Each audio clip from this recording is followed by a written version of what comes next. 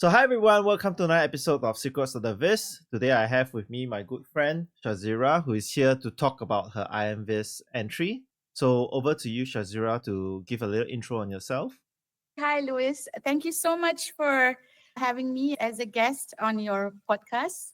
It's really amazing to be here. So, yeah, my name is Shazeera. You can call me Shaz or G. I'm actually from Malaysia, but I have been living in Switzerland for the last 12 years. Migrated here due to a job opportunity, and I've been living here with my daughter and my beloved cat, who also I featured a lot in my vizzes. I'm currently working as a data analyst with a digital bank called Swissquote. Before that, I was working as a human rights advocate and a lawyer for over 18 years. Also, I love to draw. I love to play drums. I love many things, as you can tell.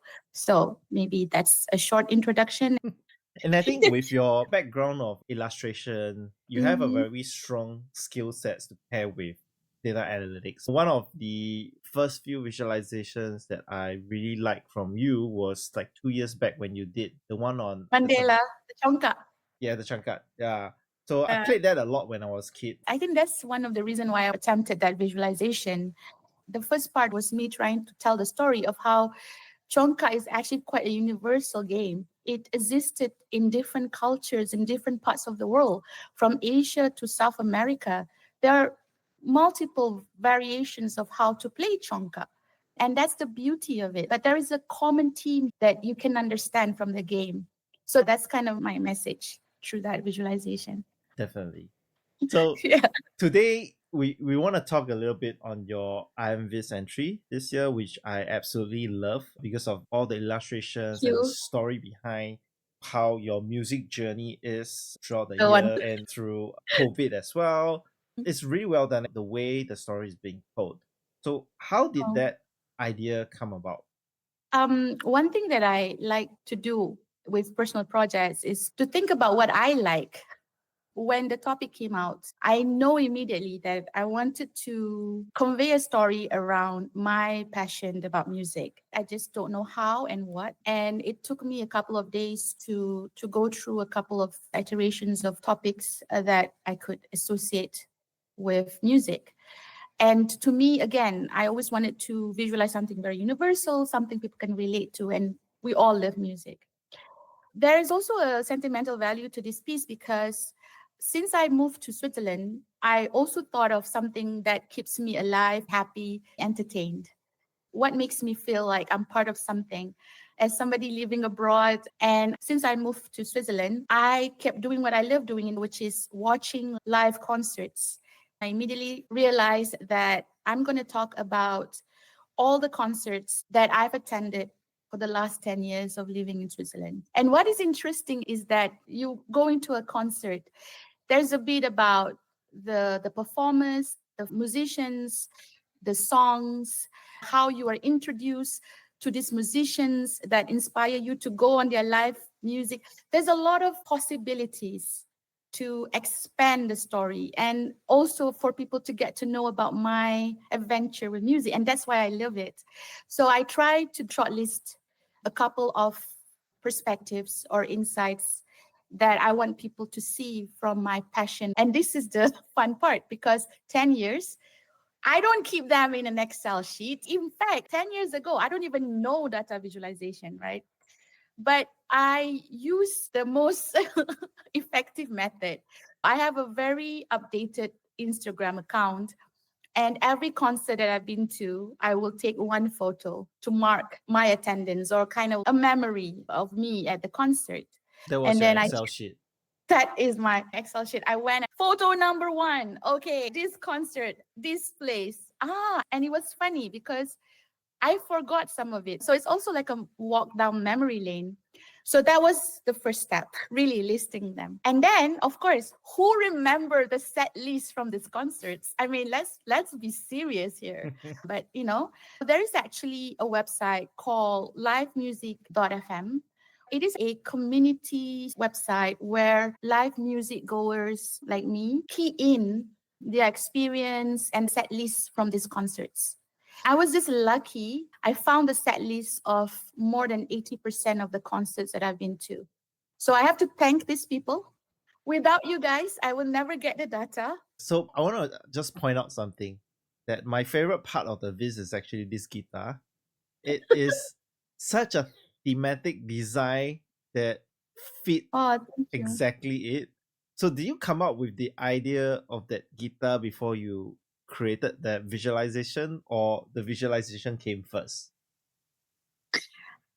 Yeah, sometimes when I want to tell my story, I think about the image or the design. So when I started thinking of the music and put the ideas together, I already envisioning that I want to illustrate myself in the visualization as a focal point, which I did with the headphone. And the same with this guitar as well. I felt that the shape of the guitar itself is such a symbolic part of live music. Like you go to the live music to see your favorite guitarist riffing, doing their solos. I mean, that's part of the deal. And it just makes sense to put a guitar somewhere, or at least that's how I feel. I think this is part of my growth after participating for the last 3 years. I struggle with what I want to visualize or what charts I want to use. But this year, I had a lot more confident in what I want to do. Part of the process, I like to have a pen and pencil nearby. And one of the prompts that I was kind of drawing was a guitar with the Sankey chart on it. And I said, this could be cool. It is a lot of work, is more chaotic, but I guess that's part and parcel of my process actually. But I think it works very well with your particular skill set. And then this portion is very interesting because COVID basically changed the whole landscape of how concerts were done. Part of the story in this Viz was that you still wanted to be connected with the artist, and Tiny Mhm. Desk was that bridging point between when the world shut down. Yes, yes. I was very grateful for that discovery because we all were missing entertainment, and not just in person, but with other people. And what makes Tiny Desk one of my best discovery during the pandemic was because of how the platform allows you to see your favorite or new musicians in a very intimate setting, even though it's online. And in fact, through Tiny Desk during the pandemic, I get to learn about new musicians even faster when I was going to live music. Because with live music, you already know who you're going to see. So I think this is what makes Tiny Desk is such a unique experience that I wanted to also feature in the visualization. I agree with you, because from this Viz, I actually went to look at some Tiny Desk videos. One of Mhm. my recent guilty pleasure is Sabrina Carpenter. Oh, Uh, I hate I to know. I hate to admit that, but yeah, it makes me sound like a bimbo or something. But No, no, no. Sabrina Carpenter, there is this perception that she only relies on her sexy way on the stage. no, but You she know, has such a large she can vocal sing. range. She can sing. Exactly. She can sing well. She is very charming in the Tiny Desk. She's a great communicator. And you know that her backup musicians love and enjoy working with her because you You, can tell. you can see that whole aura in the room itself. Yes. Yeah. And this is what's special. And there were moments as well where big jazz bands just fit themselves into that small, tight space and How do you fit like perform. the tuba and the I know, but that's so cool. It also gives us a message that you can perform or you can sing anywhere. It's not about the space. Hmm. It's about what are the vibes that you are conveying. If you can sing, you can sing. So yeah, I know I could do a visualization just about Tiny Desk.